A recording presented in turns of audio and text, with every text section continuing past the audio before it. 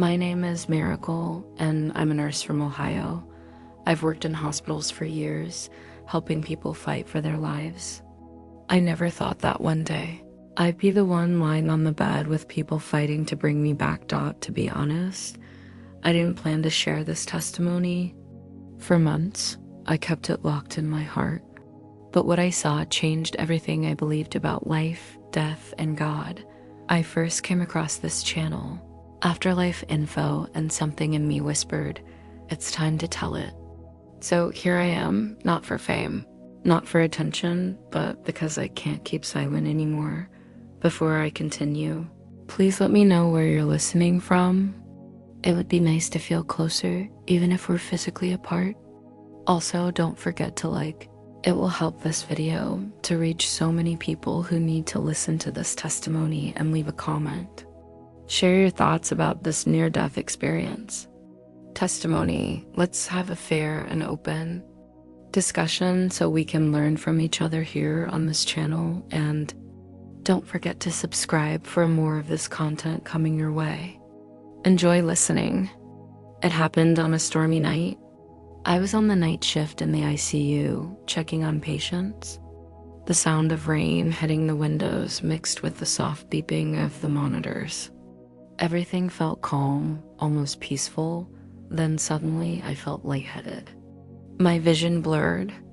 I tried to call for help, but my voice didn't come out.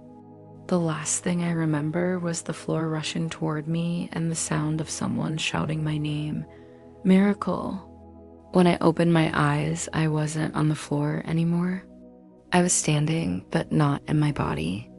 My body was still lying there, motionless, surrounded by nurses and doctors trying to revive me. I saw them pressing on my chest, calling for the crash cart. Everything around me slowed down. The storm outside became silent. Time itself seemed to stop. I could hear my colleagues praying quietly, please Lord, bring her back.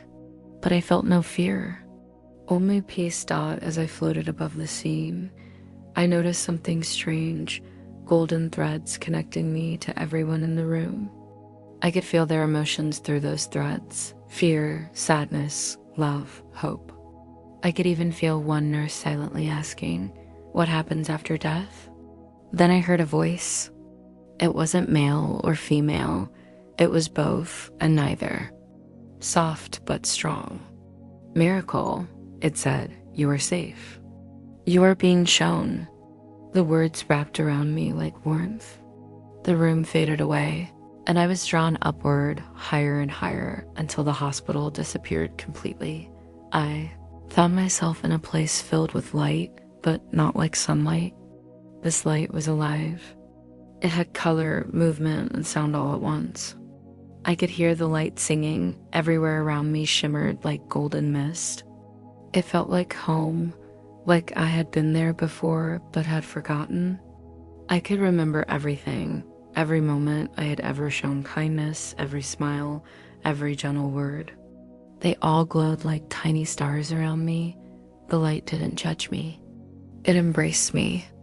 It felt like love in its purest form. Love that knew every part of me and still wanted me. Then the light changed. It became brighter and more personal, and I saw a figure stepping out from it. He wasn't a man made of flesh, but a being made of light.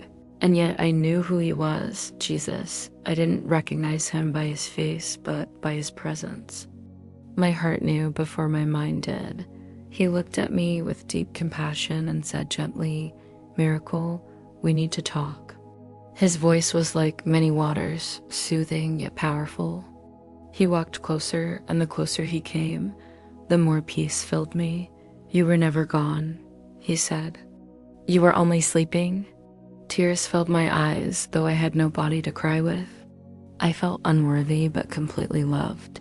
Jesus stretched out his hand, and suddenly a bridge appeared before us, made of golden dust and soft music. Each step we took sang a note, and together the notes made a melody that sounded like joy itself. Time disappeared. I couldn't tell if we were walking for minutes or centuries.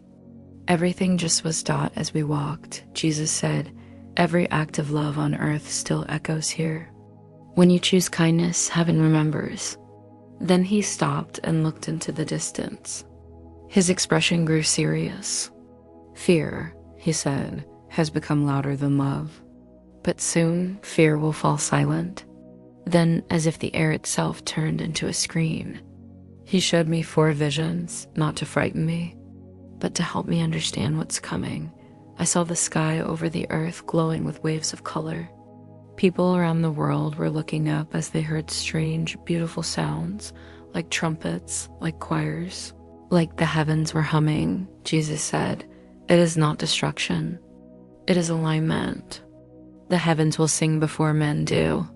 He explained that the sky would announce that heaven and earth were coming closer together, that love would soon break through fear. Next, I saw oceans shining with light, not fire, but a soft glow like liquid stars. Jesus said, "The oceans are healing. They have always listened, and now they will answer back." He explained that creation has been waiting for humanity to remember its creator, and that soon, even nature will respond to divine restoration. Then I saw children being born, each one glowing with light around them. They looked like ordinary babies, but their spirits were bright, peaceful, and full of wisdom. "These are the children of light," Jesus said. "Protect their innocence. They will remind the world of its soul." He said these children would grow up with hearts tuned to heaven, leading people back to love. Finally, I saw the entire earth from space, glowing like a living jewel. Forests were green again, cities filled with people singing, praying, and helping each other. The air itself seemed alive.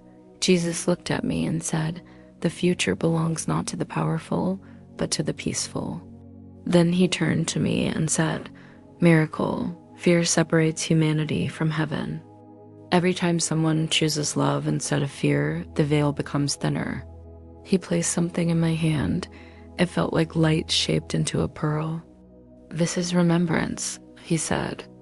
"When you return, you will not forget what you have seen." I looked down, and the pearl glowed brighter, filling me with peace. "The world must soften its heart," Jesus said. "Only then will healing begin." The light around me started to fade. I felt myself being pulled backward, faster and faster, through the same tunnel of light. Then I heard voices shouting my name. "Miracle, we have a pulse." My eyes opened. I was back in the ICU. My body felt heavy, my chest ached, but I was alive. The nurse beside me, my friend Mia, had tears in her eyes. "You scared us," she whispered. "You were gone for 7 minutes." I smiled weakly and said, "Something beautiful happened." The room was quiet, filled with a strange peace none of us could explain. After that night, everything about me changed. I spoke softer, I loved deeper, and people said I carried peace with me. Some patients said that when I touched them, their fear went away. My coworkers noticed it too. They started joining me for short prayers before shifts. Soon, we had a small circle every night in the ICU, just a few of us, holding hands. Asking Dad to fill the place with his light, I realized that what I had seen wasn't just for me. It was for anyone willing to listen. In the weeks that followed, I began to notice things, tiny moments that reminded me of heaven. A glow in the sunlight through the window, the hum of music in the air when I prayed. One day, a little boy in the hospital looked at me and said, "You glow." I smiled, remembering the light I saw. I started keeping a journal. One night I wrote, "The miracle is not that I saw heaven. The miracle is that heaven still sees us." What I saw was not about destruction, it was about restoration. Jesus didn't show me a world ending. He showed me a world awakening. The skies will sing, the oceans will glow, the children will rise, the earth will heal, and it all begins with love, the kind that forgives, that listens, that sees God in everyone. Fear divides, love rebuilds. That is heaven's message. Before I end my story, I want to tell you this. Heaven isn't far away. It's closer than you think. Every act of kindness, every moment of love brings heaven a little nearer. Look at the sky. Take a deep breath. Remember, you are loved. The bridge between heaven and earth isn't in the sky. It's between one heart and another dot. Thank you for hearing my story. I don't know why I was sent back, but I know it wasn't to stay silent. If you've ever wondered whether heaven sees you, it does. You are not forgotten. Heaven hasn't left. It's waiting for you to notice. Please share this message. Not for me, but so others can find hope too. Thank you for listening. If you've been blessed, please like this video. It will help YouTube to show it to more audience who need to hear about these testimonies today. Also share this video to your loved ones.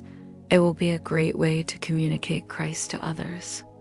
And that will be the greatest gift you can give to those that you love. If you have any testimony you would want us to share to our audience, and you feel that it will bless the body of Christ, you can leave a comment in the comment section. We will attend to it as soon as we receive it. If you are yet to subscribe to our channel, please do so. It's free, and it's a way of joining this great community of believers. Join us today, and your life will not remain the same. Until next time, remain blessed.